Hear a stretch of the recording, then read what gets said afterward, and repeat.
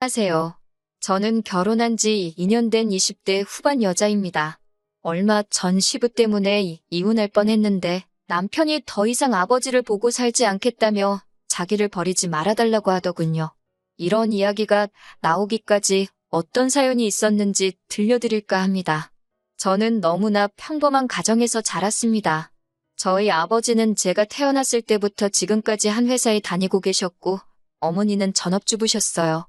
경제적으로 풍족하지는 않았지만 큰 부족함도 없었습니다. 여고를 졸업한 뒤 서울에 있는 대학을 졸업했고 1년의 공부 끝에 구급 공무원에 합격했습니다. 큰 돈을 벌 수 있는 직업은 아니어도 정년도 보장되어 있고 연금도 있으니 부모님이 많이 좋아하셨어요. 주변 어른들은 여자 직업으로 공무원만 한 게 없다면서 이제 좋은 남자 만나서 시집만 가면 되겠네 하셨지만 생각보다 좋은 사람 만나기가 쉬운 일은 아니더라고요. 그래서 의도치 않게 몇 년을 솔로로 지내다 지금의 남편을 만나게 되었습니다.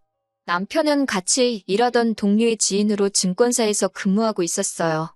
남편이나 저나 연애 경험이 많이 없어서 처음 두세 번 만날 때까지는 어색하긴 했지만 그래도 대화가 잘 통하고 같이 있으면 편해서 금방 친해질 수 있었어요.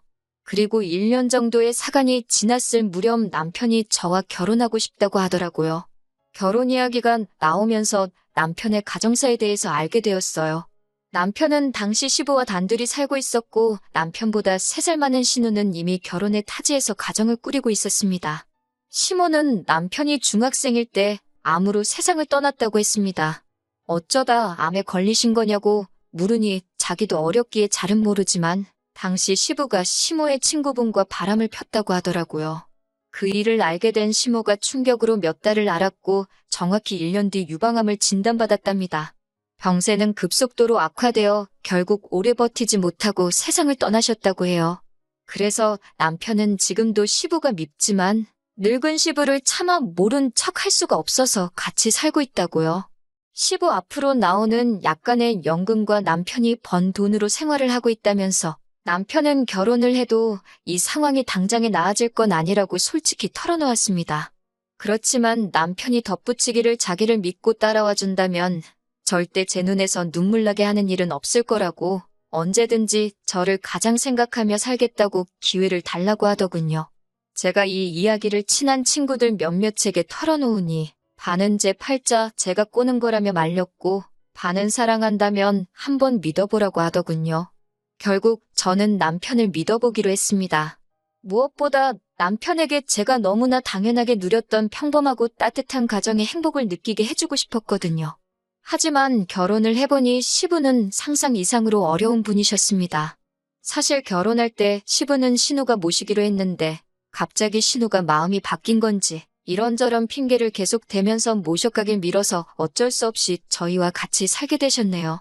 친정 부모님은 제가 갑자기 시부를 모시고 살게 된 걸 걱정하시면서도 모르는 척하는 건 사람의 도리가 아니니 조금만 참고 견디라 하셨어요. 저 역시 사랑하는 남편을 생각하며 기꺼이 그렇게 할 생각이었고요. 하지만 새로운 동네에 이사를 하자마자 저희는 시부 때문에 얼굴을 들고 다닐 수가 없었습니다.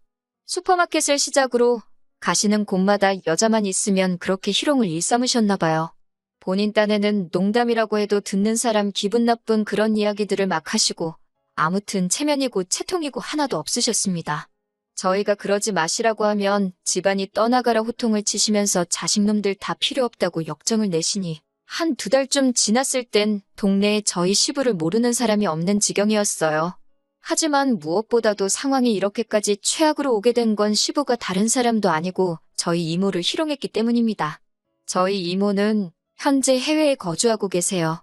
그러다 코로나 때문에 한국에 오지 못하고 계시다 마침내 얼마 전 가족들을 만나러 귀국하셨어요. 그리고 이모는 저랑도 정말 친했기 때문에 제가 어떻게 사는지 궁금하다시면서 저희 집에 오신 일이 있습니다. 평소라면 시부는 없을 시간이었는데 그날따라 시부가 몸이 안 좋다면 집에 계시는 바람에 저희 이모랑 마주치게 되셨어요. 솔직히 시부의 추태에 대해 저나 남편 둘 다 잘 알고 있었기에 걱정이 많았어요. 그런데 웬일인지 시부는 굉장히 신사답고 점잖게 저희 이모를 대하더군요. 그래서 속으로 이상하다 왜 저러시지 싶었는데 다 꿍꿍이가 있었던 거예요.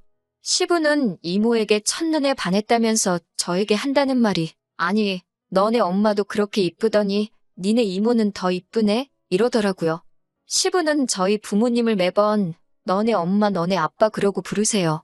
제가 처음 몇 번 제발 그렇게 부르지 마시라 부탁드리고 남편도 뭐라고 했지만 그럴 때마다 니들이 지금 나를 가르치려 드냐며 듣지를 않으셔서 솔직히 포기한 상태입니다. 아무튼 니네 엄마도 엄청 이뻐서 내가 어떻게 해보고 싶었는데, 아니 더 이쁜 이모를 숨겨놓고 있었네 라고 하시면서 싱글벙글 좋아 난리더군요. 저는 그런 시부를 보는데 솔직히 역겹고 화가 났어요. 제가 제발 예의를 지켜달라고 해도 안 지나서나 니네 이모 생각밖에 안 난다며 저희 이모 불러오라고 난리도 아니더라고요. 어쩜 그렇게 살결이 뽀얗냐느니 매끄러워 보인다느니 들을 때마다 이모한테 너무 미안하고 속은 메스껍고 죽을 맛이었습니다. 결국 저는 남편에게 시부 좀 어떻게 해보라고 진짜 소름 끼치고 같이 밥도 못 먹겠다고 화를 냈어요. 남편도 상황의 심각성을 인지한 듯 했고 시부에게 자꾸 이러시면 요양원으로 모실 수밖에 없다고 강하게 나가더군요.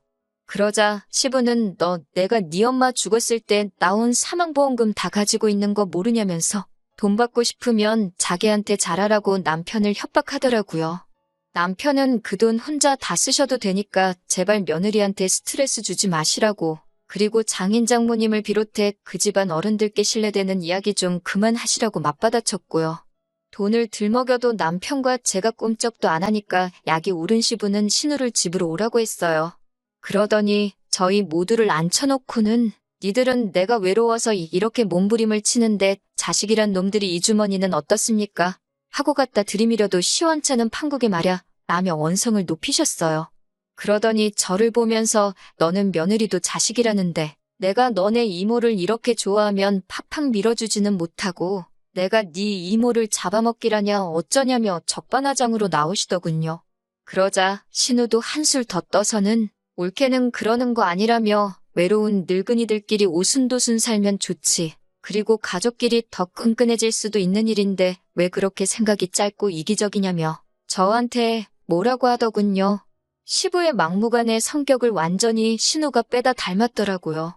저는 며칠간의 고민 끝에 결국 남편에겐 내가 천련을 끊을 수 없고 하지만 도저히 시부랑은 같이 못 살겠다고 했어요. 남편은 착한 사람이라서 시부를 내쫓지 못할 거란 걸 알고 있었으니까요. 하지만 남편은 제 생각과는 다르게 자기는 아버지를 안 보고도 얼마든지 살 수 있다며 자기 잘못도 아닌 일로 헤어지지 말자고 저에게 애원을 하더라고요. 저도 남편을 너무나 사랑했기 때문에 그런 남편의 태도에 정말 고마웠어요.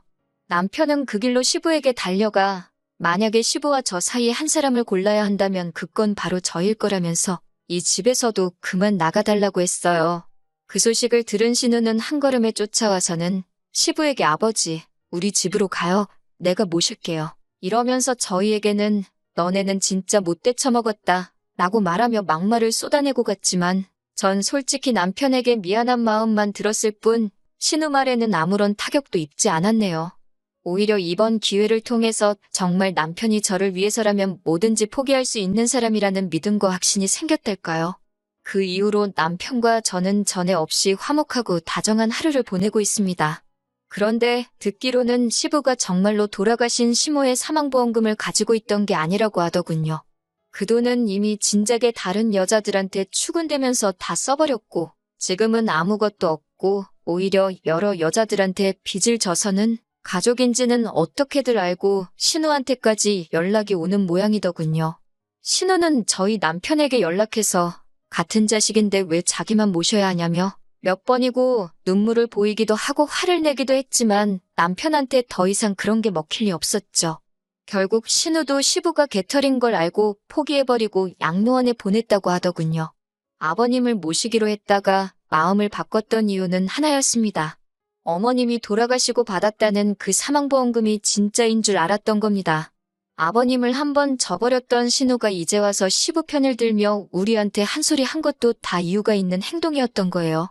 혹시나 늦게나마라도 시부 편 들며 효녀인 척 한다면 콩고물이라도 떨어질 거라고 생각했나 봅니다.